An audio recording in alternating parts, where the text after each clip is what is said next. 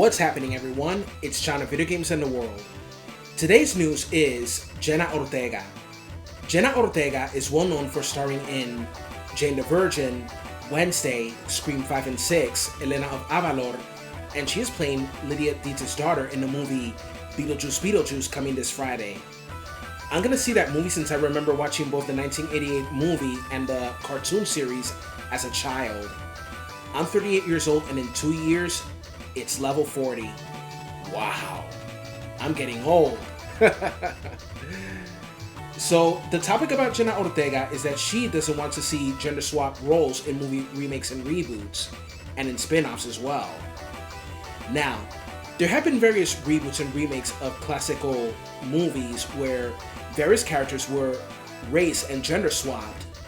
Some of them were loved, others were hated to the core, like Paul Feig's 2016 Ghostbusters, which I hated myself, because it wasn't funny and tried way too hard with the humor and be like the original.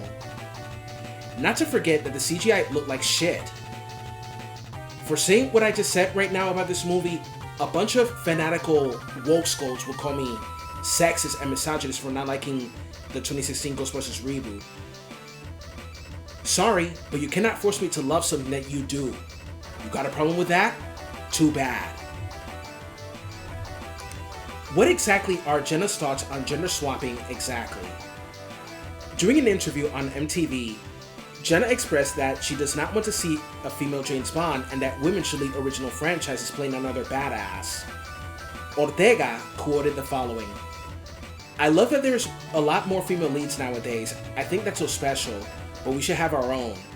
I don't like it when it's a spin-off. Like, I don't want to see, like, Jamie Bond, you know?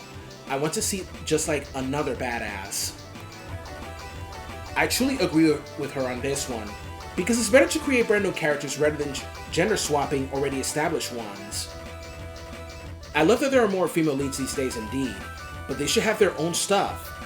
I mean, in the past, women had their own kick-ass movies and shows like the Alien franchise, Charlie's Angels, Star Trek Voyager, Xena Warrior Princess, Buffy the Vampire Slayer, Charmed, The Terminator, Terminator 2 Judgment Day, Cleopatra 2525, Birds of Prey, the TV series, and so on. And about Birds of Prey, too bad it only lasted one season.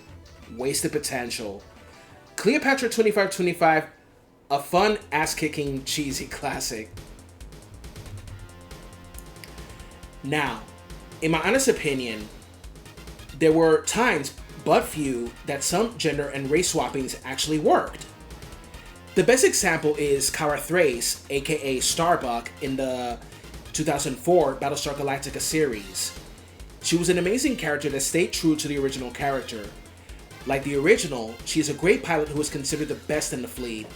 She is also an avid gambler, hot-headed, defies authority, drinks a lot, and she is constantly having sex. However, Kara was more grimy and rugged compared to the male Starbuck in the original, who was a slick and well-groomed ladies' man. In James Bond, the character of M from the Sean Connery to the Timothy Dalton era was a man. But in the Pierce Brosnan era, which is the one I grew up with and is my most favorite, M was a woman who was a no-nonsense superior who made so many great scenes. She was played by Judi Dench, and she played the character to a T, all the way to the Daniel Craig era. She was the perfect female M. Now, when it comes to gender and race swapping, I'm not a very huge supporter of it. Why? Because most of the time, it's too lazy and unoriginal, and they should make brand new characters instead of shoehorning originally established ones, as I said.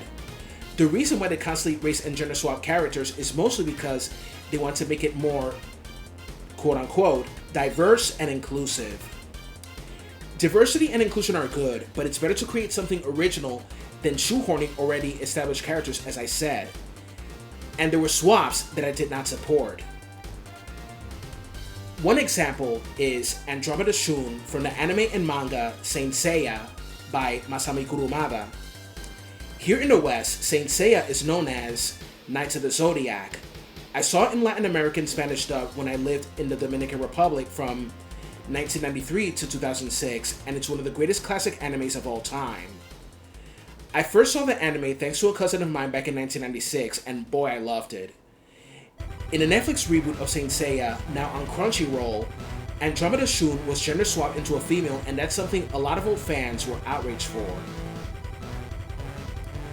I didn't like this change since Andromeda Shun was a male who wore pink, was empathetic, never had problems showing emotions, never had problems expressing his feelings, and was a pacifist. And yet, he was a very powerful knight of Athena. For a 1986 anime character, he was a character challenging gender stereotypes, and he represented a different element of masculinity. Many old fans considered this a heteronormative move from the part of the creators of this reboot. I mentioned also in an essay that I disagreed with Arrow being a black female. Why? May I mention once again, I prefer brand new characters to be created. They could have included the character of Gabriella, who was an Afro-Latina mermaid who spoke in sign language and was great friends with Ariel. Even though I am a person of color, I disagree with this change for what I have just said. Regarding Jenna's opinion on gender swapping, there will be people who will agree with her in a logical and reasonable way. Others will disagree, saying that she should support this because it's more diverse that way. I say that she's right because women deserve to have their own thing rather than being shoehorned. And that's pretty much all I gotta say, everyone. Don't forget to comment, like, and share with everyone you know. I'm John of Video Games in the World. Have a good one. Bye-bye.